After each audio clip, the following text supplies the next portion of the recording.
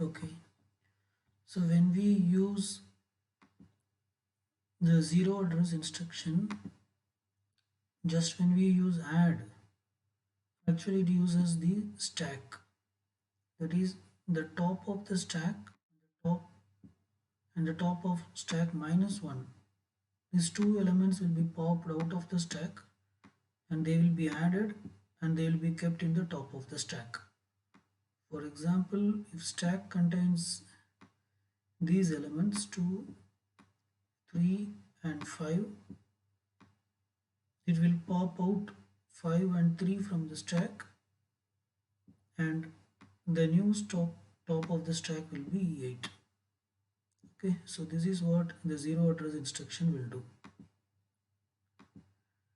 And RISC instructions, generally in a RISC processor the number of instructions will be more than other processors, because they will separate the load instructions from the load and store instructions from other instructions.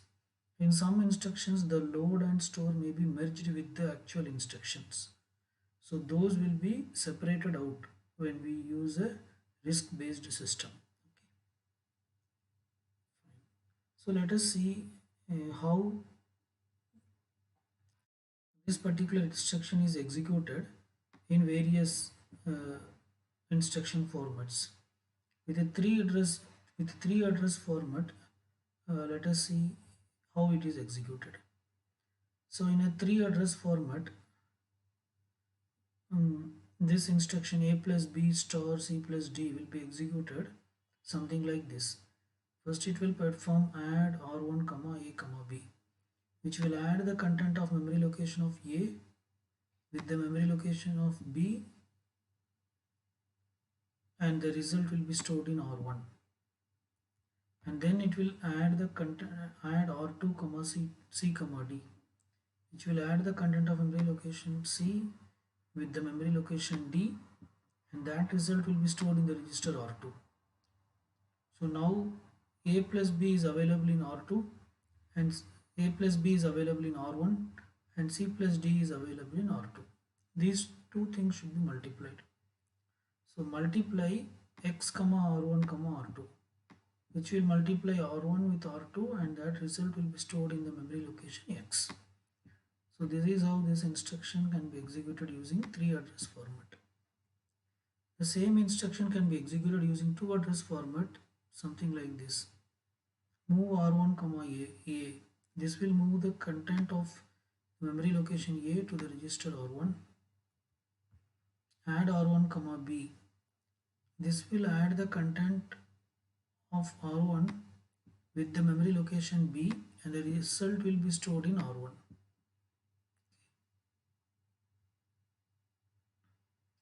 So now we have completed a plus b. So with this a plus b was done. Similarly c plus d also will be done. Move r2 comma c. This will move the content of memory location of c to r2. Then add r2 comma d, which will move the which will add the content of r2 with the content of the memory location of d. So with this c plus d is done. So a plus b is now available in r1 and c plus d is available in r2. These two things should be multiplied, which will be done by using the instruction multiply r1 comma r2, which multiplies r1 and r2 and stores the result in r1. Move x comma r1. So this will move the content of r1 to the memory location x. So this is how this instruction can be executed by using two address format. The same instruction can be executed in using one address format, use something like this. Load A. This will load the content of the memory location A to accumulator. Add B. This will add the content of the memory location B with the current content of accumulator, and the result will be stored in the accumulator. Now the result of A plus B is available in accumulator. Store T. This will store the content of accumulator to the memory location T. means a plus b is now stored in the memory location t. Next we should perform load C. This will load the content of memory location C to the accumulator. Add D. This will add the content of the memory location D with the content of accumulator, and the result will be stored in accumulator. Multiply T. This will multiply the content of T. So T actually contains A plus B, that will be multiplied with the content of accumulator, which is nothing but C plus D, and the result will be stored in accumulator. So now the final result is available in the accumulator, and that can be stored into any memory location by using store X. This will store the content of accumulator result to the memory location X. Same instruction can be executed by using zero address format, something like this. Push A. This will push the content of A to the stack. That is, it will push the content of memory location A to the top of stack. B, which will push the content of memory location B to the top of stack. Next, add. So when add is executed, that is when any arithmetic or logical operation is executed, the top two elements of that stack will be popped out. So this will pop up B and A, and both will be added, and the result will be stored in the top of the stack. So this will be pop out B and A. Top of stack is B, that will be popped out. Top of stack minus 1, that also will be popped out, and that result will be stored in now in the top of stack. So now top of stack will be A plus B. A plus B. Next, push C. So this will push C, content of the memory location C, to the top of stack. Next, push D. This will push the content of the memory location D to the top of stack. Then add. So again it will pop the top two elements of the stack. Top of stack and top of stack minus 1. That is, it will pop out D and C, and it will add, and then it will keep it in the top of stack. So now top of the stack will be D plus C, followed by that it has A plus B. A plus B. A plus B should be multiplied with D plus C. So again we perform multiplication, which will pop out D plus C and A plus B, and these two things will be multiplied, and that final result will be stored in the top of stack. So that final result, which is nothing but A plus B plus A plus B star C plus D, now that will be stored here. And pop X, so which will take that final result out, and it will store in the memory location X. So this is how this instruction can be executed by using zero address format. Same instruction can be executed in a RISC machine, something like this. Load R1 comma A. This will load the content of memory location A register R1. Load R2 comma B. This will load the content of the memory location B to the register R2. Load R3 comma C. This will load the content of memory location C to R3. Load R4 comma D. This will load the content of memory location D to R4. Now all the contents of the memory location were moved to the appropriate registers. A is moved to R1, content of B is moved to R2, content of C is moved to R3, content of D is moved to R4. Add R1 comma R1 comma R2. This will add R1 and R2 and store the result in R1. So now the result of A plus B is available in R1. Add R3 comma R3 comma R4. This will add R3 with R4, and the result will be stored in R3. It is C plus D is now available in R3. Multiply R1 comma R1 comma R3. This will multiply R1 with R3. That result will be stored in R1. Store X comma R1. So actually that final result is now available in R1, which is nothing but A plus B into C plus D, and that is now stored into that memory location X. So basically the RISC instruction, it will separate out all the load and store instruction. You cannot merge the load and store instruction with other instructions. So that is what the RISC computer will do. Okay, fine. So in most of the instructions we are using registers. So basically the usage of registers makes the processor work faster, and also the size of the instruction will become small. Okay, that is when you use register, you need not access the memory location directly, and and and the registers can be accessed with less number of bits. If a typical computer has 32 registers, okay, if a typical computer has 32 CPU registers, then all these 32 registers can be accessed by using just 5 bits. So registers are also basic memory locations in CPU. That is, they are these are some locations which are available in the CPU. So they also have address. So they should be accessed by using some address. For accessing this, just 5 bits is enough. Using 5 bits, you can access 32 registers. Okay, because 2 to the power 5 is nothing but 32.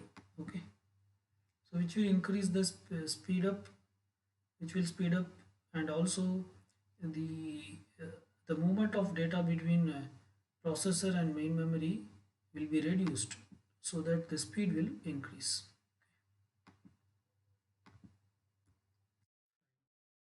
The next thing that we'll be discussing is instruction execution and straight line sequencing. That is, generally in a computer, the instructions will be executed in a straight line. That is, the instruction will be executed in one by one fashion. Okay, until and unless it is not disturbed by a loop or by an control statement. So let us assume that, so this is the structure of the memory. Let us assume that each location in the memory is of size one word, where one word is equal to 32 bits, where one word is equal to 32 bits, which is nothing but 4 bytes. It's nothing but 4 bytes. Okay, so if ith instruction, so if a particular instruction is available in ith byte, if a particular instruction is available in ith byte, then the next instruction will be available in I plus 4th byte, because each instruction needs 4 bytes, and the next instruction will be available in I plus 8 byte. Okay, so let us discuss a simple case where there are just 3 instruction in a program statement. So the first instruction is move a comma r1, move a comma r0, move a comma r0. Okay, this will move the content of the memory location a to the register r0. Then add b comma r0, which will add the content of the memory location b with the content of the register r0, and the result will be stored in r0. Then move r0 comma c. Whatever the final result available in r0, that is moved to the memory location c. So this is a typical program with only 3 instructions. So this program, how it is executed? It executed in sequence, line by line. First statement, then the next first instruction, then the next instruction, which is obtained by adding the appropriate word size, that is 4 byte. So first instruction is starting at ith address, then the next instruction will start at I plus 4th address, then I plus 8, and so on it proceeds. Okay. Now let us consider so this program basically adds two values a plus b and store that result in the memory location C. Let us assume another program where we want to add a sequence of numbers. Say we want to add all these numbers. We want to do number. We want to add number 1 with number 2, 3, number 4, number 5, number 6 up to number n. And that final result should be stored in this location sum. Okay, the value in the location number 1 should be added with number 2, that should be added with number 3, number 4, and it goes on up to, and that final result should be stored in the location sum. So how can we write a program? So generally we have to write this type of program using a loop, because there are many numbers to be added. But let us initially, for understanding purpose, let us see the version of a program without loop. Okay, so first what we are doing, move number 1 comma or not. So this will move the value which is available in the memory location number 1 to or not. Okay, that is this location, whatever the value available here, that will be moved to or not. Add number 2 comma or not. This will add the value that is available in the location number 2 with or not. So or not contains number 1 and the result will be stored in or not. So this will basically perform number 1 plus number 2. Okay. Then again we are doing add number 3 comma or not. So previously or not contains this number 1 plus number 2. So the next statement we are telling add number 3 comma or not. That is, we are saying that add the value of number 3 with or not. Or not is what? N1 plus N2. So we are telling that you perform N3 plus or not, which is nothing but N3 plus N1 plus N2. So that will be new or not. That will be the new or not. Okay, that is R0 register. So this process continues. The next instruction will be add num4 comma or not. So which is nothing but the number 4 will be added with or not, with the content of the register or not, which is nothing but number 1 plus number 2 plus number 3 plus number 4, and that is the updated value of the or not. So you keep on proceed as long as how many numbers are there, right? So this is how you have to write this program. But generally, so this is the actual understanding where each of these instruction occupies, the first instruction occupies ith byte address, then the next will occupy I plus 4th address, then I plus 8, so on and so forth. Okay, but generally we can't write this many instructions because we don't know what is n and how long we should do this. So we will use a for loop. We'll use a loop. Okay, so if you use a loop, then this program will be modified something like this. So move n comma r1, where n is the count how many numbers you want to add, that is n, and that is stored in some location in the memory. So this small n represents how many numbers to be added. So if n is 5, it means that we want to totally add 5 numbers. Okay, that is num1 plus num2 plus num3 plus num4 plus num5. Okay, that is stored in n. That whatever n that is now stored in R1. So R1 now contains, in our case, R1 contains 5. Okay. Then the final result should be stored in R0. So we are clearing R0 initially. It is R0 is made to 0 because we want to make sure that no garbage value is stored in R0. So that we are clearing it to 0. Okay. Then comes the actual addition part. Here we are not writing the exact code. Rather we are telling what to be done. Determine the address of the next number and add the next number to R0. So the address of the next number is nothing but this one.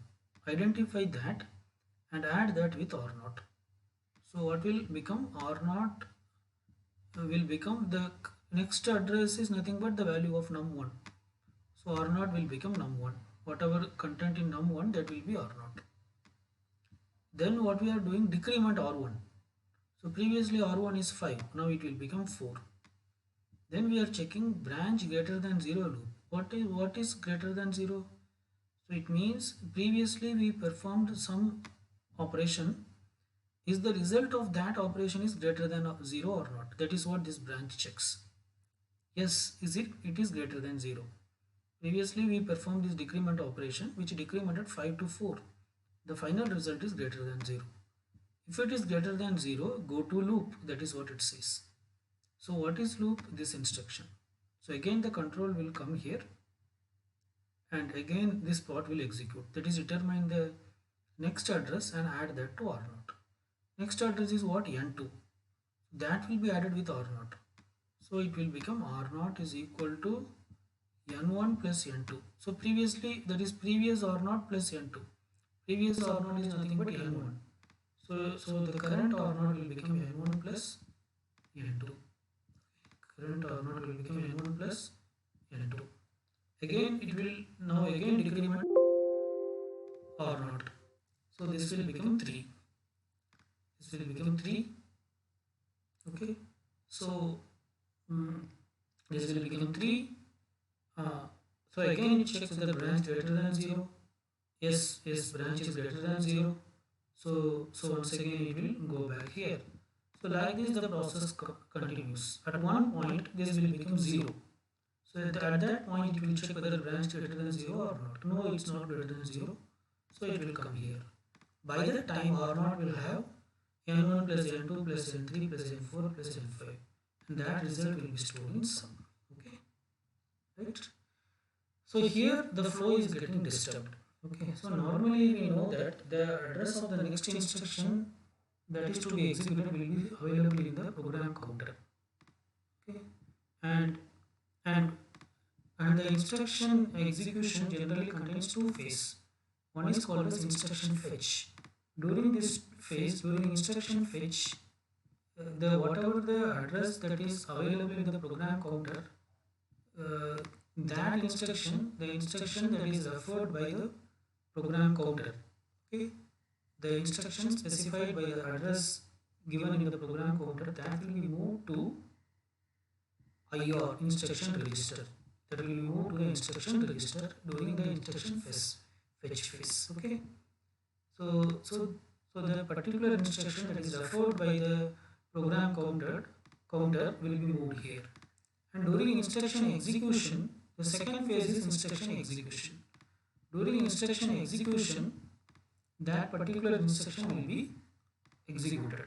Okay, but this execution itself may have multiple steps depending on the type of the processor.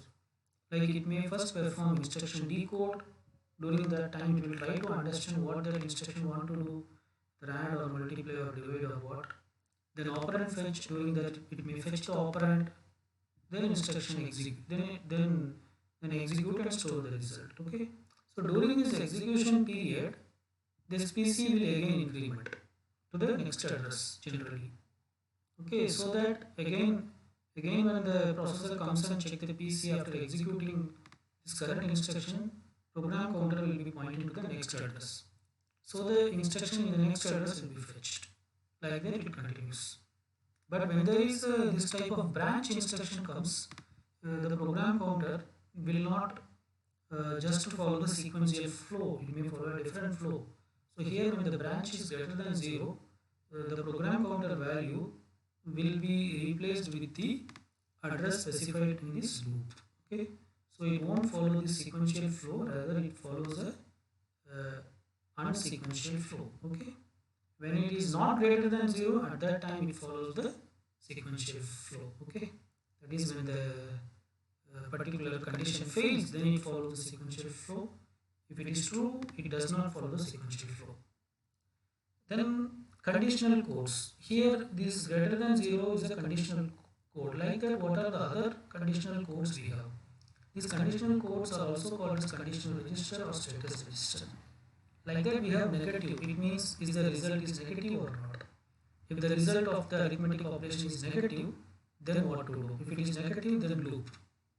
Okay, if the result is 0, then loop. So here it is 0. If it is greater than 0, we said it is. So GE means we can say great, or GZ means greater than 0, then loop. Okay, different in processors will have different instructions, right? So V means overflow. If the result of the arithmetic operation results in an overflow, then the loop will execute. Similarly, if the result of the arithmetic operation results in a carry, then it may uh, change the path, that is, the loop may execute. Okay. So these are the other conditional codes. Okay, fine. Let us stop here.